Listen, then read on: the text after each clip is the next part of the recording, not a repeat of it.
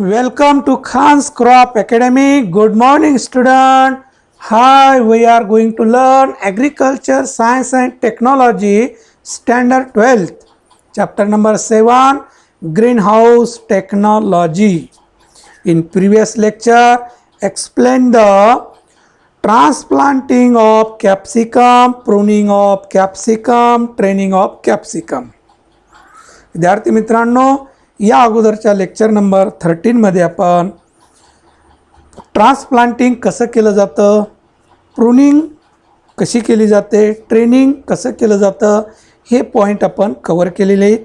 आज आपण बघत आहोत लेक्चर नंबर 14 मध्ये drip irrigation and fertigation. Drip irrigation and fertigation. Generally green house drip irrigation is compulsory use for supply the irrigation water. Drip irrigation is given to provide 2 to 4 liters of water per square meter per day. Per square meter per day, depending on the season. Depending on the season. तर सहसा आपण green हाऊसमध्ये पाणी देण्याची जी पद्धत वापरतो ती drip, ज्याला आपण ठिबक सिंचन असं म्हणतो, त्या सिंचनाचा वापर करतो आपण. कंपल्सरी सहसा ड्रीपचंच जास्त आणि स्प्रिंकलरचाही वापर केला जातं. तर मिरची म्हणजे कॅप्सिकम याला आपण ड्रीप इरिगेशनचा वापर करतो. तर ड्रीप इरिगेशनचा वापर केल्यानंतर आपण 2 ते 4 लिटर प्रति स्क्वेअर मीटरमध्ये दर दिवशी पाणी देणं गरजेचं आहे आणि ते डिपेंड अपॉन सीझन. आता उन्हाळा असेल जास्त लागणार, हिवाळा असेल कमी लागणार, तर यावर डिपेंड आहे. Water soluble fertiliser are given through fertigation for intercrop growth period starting from 3rd week after transplanting. Entire crop growth period starting from 3rd week after transplanting. तर लागवड झाल्यानंतर 3 आठवड्यापासनं हे फर्टिगेशन सुरू करा. फर्टिगेशन म्हणजे वॉटर सोल्युबल फर्टिलायझर जे आहे ते ड्रीपच्या सहाय्याने देणे. हाताने खत टाकत बसायची गरज नाही. त्या ड्रीप इरिगेशन सिस्टीममध्ये तसं हौद तयार केलं असतं, त्यामध्ये खतं डिझॉल्व केले जातात आणि तिथून पाणी सोडलं जातं आणि प्रत्येक झाडाला वाटून व्यवस्थित मिळतं. तर हे फर्टिगेशन करणं आवश्यक आहे. Fertilisation is to be given twice a week as recommended in the table below. Twice a week, आठवड्यातून 2 वेळेस. बघा, आठवड्यातून 2 वेळेस द्यायचे आपल्याला. आता खाली टेबल दिलेलं आहे, त्या टेबलमध्ये रिक्वायर्ड फर्टिलायझर जे आहे त्या खताचेच नाव आहेत. 19-19-19. याचा अर्थ का? 19% नायट्रोजन आहे, 19% फॉस्फरस आहे, 19% पोटॅश आहे. तर हे खत देत असताना 4 किलो प्रति एकरसाठी वापरायचं आहे. डोस फार कमी आहे ना, एकरसाठी 4 किलो वापरायचं, म्हणून आठवड्यातून 2 वेळेस फर्टिगेशन करायचं आहे. फर्टिलायझर डोस पर फर्टिलायझेशन kg पर एकर प्रति एकरीसाठी आहे. सेकंड, पोटॅशियम नायट्रेट 1.5 kg पर एकर आणि देन कॅल्शियम नायट्रेट 1.5 kg पर एकर. हे खताचे नाव आहेत, तेच खत आपण अप्लाय करायचं. त्यामध्ये आपण रिकमेंडेड डोस असं दिलं नाही, नायट्रोजन एवढं, फॉस्फरस एवढं, पोटॅश एवढं. त्यांनी ते खताचे नाव दिले. हे खतं जर वापरलो आपण तर एवढी क्वांटिटी लागणार आहे, एवढी क्वांटिटी लागणार आहे प्रति एकर. तर हे डोस आठवड्यातून 2 वेळेस द्यायचे बाळांना, आठवड्यातून 2 वेळेस द्यायचं आहे. तर हे यालाच फर्टिगेशन असं म्हटलं जातं, ड्रीपच्या सहाय्याने खते देण्याच्या पद्धतीला. Spray with water soluble fertiliser like potassium nitrate and calcium nitrate at every 3 week interval after 2 months of transplanting. दुसरं काय सांगितलं आपण? ट्रान्सप्लांटिंग झाल्याने किती? 3 week इंटरवल आफ्टर 2 months.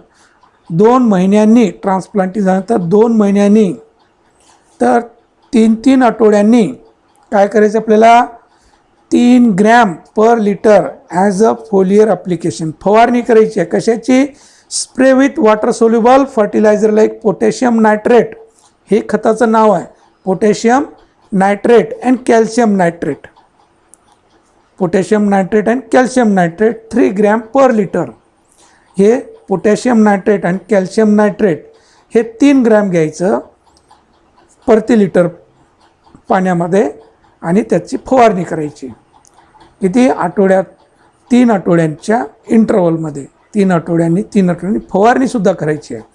ड्रिपनं खाली मुळाला दिलो आपण, वर पानावर फवारणी करायचं, त्याला फोलियर ॲप्लिकेशन फर्टिलायझर असं म्हणतात. फोलियर ॲप्लिकेशन वर, तर ड्रिपने आणि फोलियर ॲप्लिकेशनने खतं देणं गरजेचं आहे.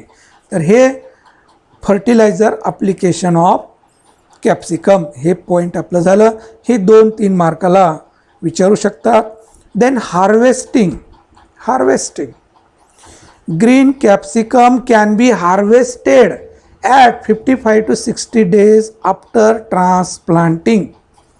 Green capsicum can be harvested at 55 to 60 days after transplanting.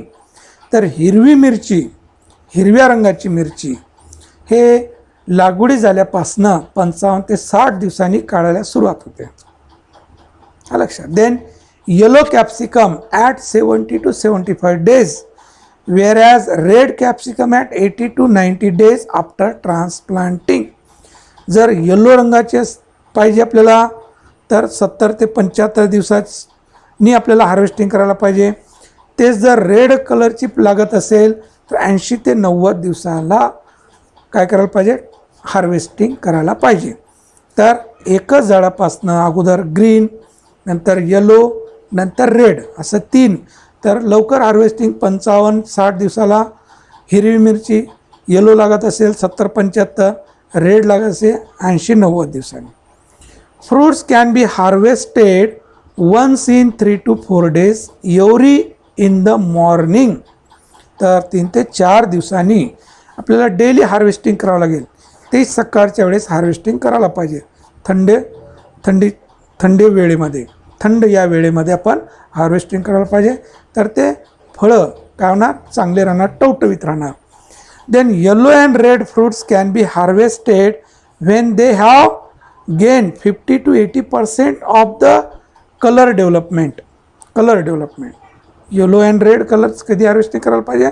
50 ते 80% कलर डेव्हलपमेंट झालंच असायला पाहिजे, तेव्हा हार्वेस्टिंग करायला पाहिजे. After harvested fruit should be kept in cool place and avoid direct expose to sunlight. Harvested fruits can be kept in to the cool place and avoid direct sunlight, and then grading should be done, and then also packing should be done. Then packing of capsicum fruit are shrink wrapped polythene strip असते, त्यामध्ये pack आपल्याला export करायचं असेल, distance मार्केटमध्ये supply करायचं असेल तर आपल्याला काय करावं लागेल? ते shrink wrapped with decomposable thin plastic and placed for marketing or packed in the boxes. तर हे पॅकिंग करण्याची पद्धत आहे श्रिंकल. तर यामध्ये पॅक करायला पाहिजे.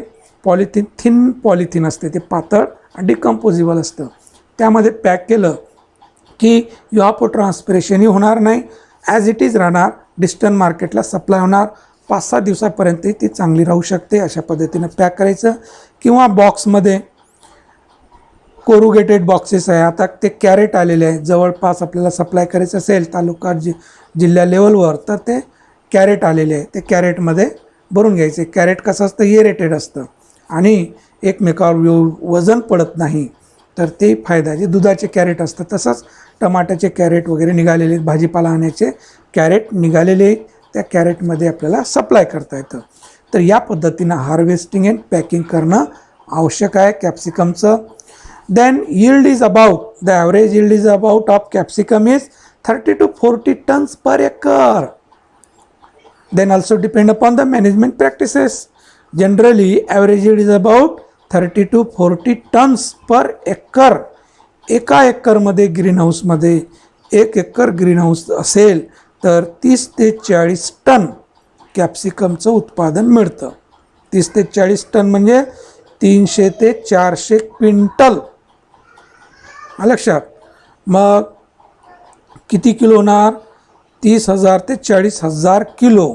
एका किलोला 10 रुपये आपण लावलं भाव, किती होणार?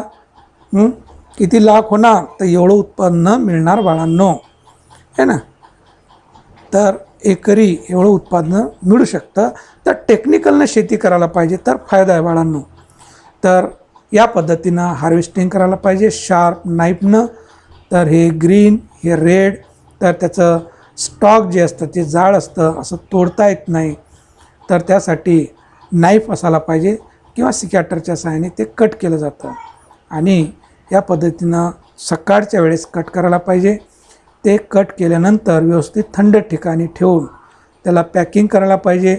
या पद्धतीनं कॅरेट आहेत. तर हे कॅरेट हे कोरुगेटेड बॉक्सेसमध्ये पॅक केलं जातं किंवा श्रिंकेज प्लॅस्टिक त्यामध्ये काय केलं जातं? पॅक केलं जातं. Then next point, integrated pest management for greenhouse crop. Greenhouse crop म्हणजेच आता इथं आपण जरबेराचे बघणार आहोत आणि कॅप्सिकमचे सोबत. Integrated pest management for greenhouse crop. एकात्मिक कीड नियंत्रण कशामधलं? ग्रीनहाऊसमधलं. मग ते कोणते पीक असू द्या, तर हे करणं आवश्यक आहे. एकात्मिक कीड नियंत्रण आपण जे नावं बघितले, थ्रिप्स, व्हाईट फ्लाय वगैरे, है ना. तर तिथं nature of damage, control measure काही बघितलं नाही आपण, कारण ते नाही आपल्या टेक्स्टबुकमध्ये. मग आपण डिटेलमध्ये जायची गरजही नाही आहे. तर इथे इंटिग्रेटेड पेस्ट मॅनेजमेंट दिलेले आहे. त्या कीटकासाठी काय एकात्मिक कीड नियंत्रण करायला पाहिजे ते एकात्मिक कीड नियंत्रण. Integrated pest management is the system that utilize all suitable technique in a compatible manner to reduce pest population and maintain them at level below those causing economic and health injury. तर विद्यार्थी मित्रांनो, एकात्मिक कीड नियंत्रण म्हणजे काय की एकावर अवलंबून न राहता जे सुटेबल टेक्निक आहे, जे कीटकाचा बंदोबस्त करण्यासाठी नियंत्रण आहेत, त्या सगळ्या नियंत्रणाचा वापर करायचं की जेणेकरून पर्यावरण कमीत कमी दूषित होईल.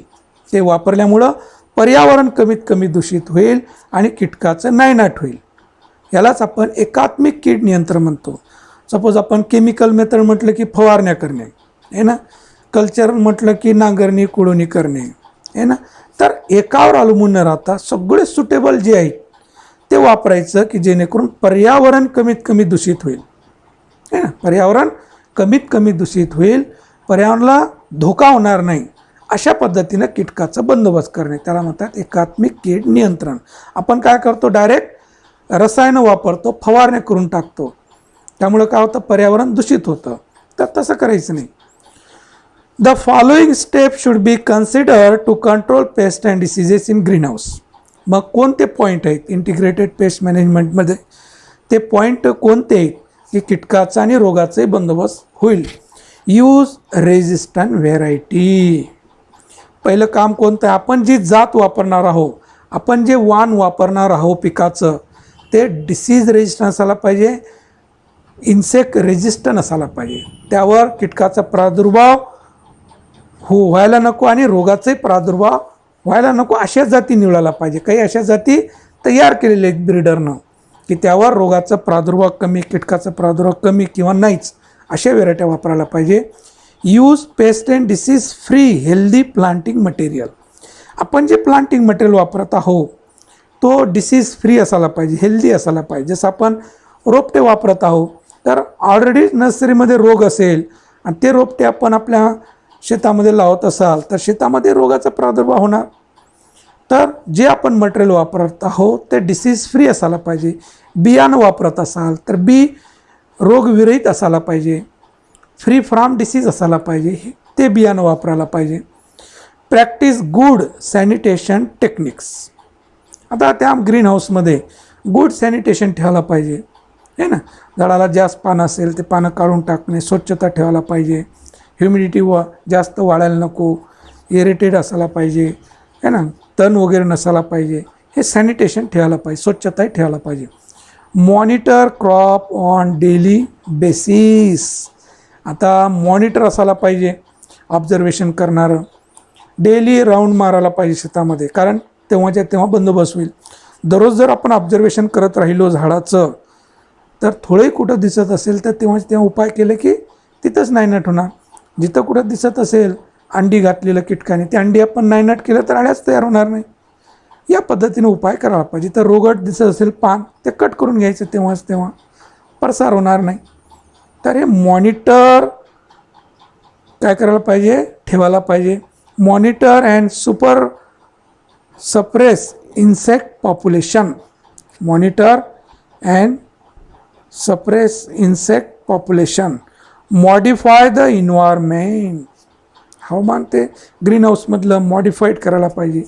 इकडं बाहेर जास्त ह्युमिडिटी असेल, ग्रीन हाऊसमध्ये सुद्धा ह्युमिडिटी जास्त व्हायला नको, आहे ना. Avoid plant stress.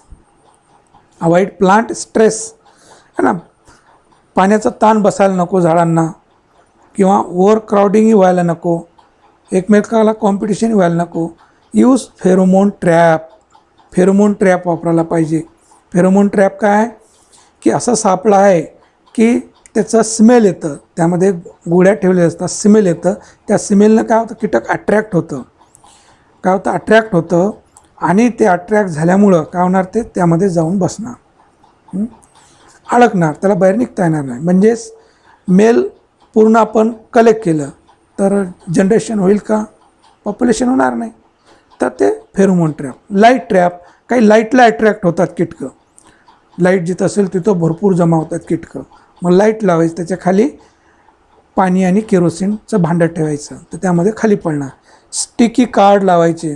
आपण घरामध्ये लाईटवर जास्त कीटक आले तर आपण केरोसिन लावून ठेवतो कागदाला, स्टिकी सबस्टन्स, गोड तेल लावतो, स्टिकी चिटकतं त्याला, आहे की नाही. तसं शेतामध्ये स्टिकी कार्ड लावायचे, त्या कीटक काय करणार, चिटकणार. तर हे झालं नॅचरल बंदोबस्त. इथं रासायनिकचा वापर केलं आहे का, नाही. तर हे सगळ्याचा वापर करायला पाहिजे. शेवटी जर कीटकाचा प्रादुर्भाव थांबत नसेल तर एखादी फवारणी करायला पाहिजे. तर हे असतं इंटिग्रेटेड पेस्ट मॅनेजमेंट, एकात्मिक कीड नियंत्रण. विद्यार्थी मित्रांनो, या पद्धतीनं आपण कीटकाचा बंदोबस्त करायला पाहिजे. Then pest and diseases. The major pest and diseases are, जसं जरबेरामध्ये होतं डिसिजेस पेस्ट बघितलं, तसं कॅप्सिकममध्ये आहे. इम्पॉर्टंट इन्सेक्ट थ्रिप्स आहे, माइट्स आहे, ॲफिड्स आहे, फ्रूट बोरर आहे, नेमॅटोड्स आहे, लिप मायनर आहे, हे कीटकं आहेत.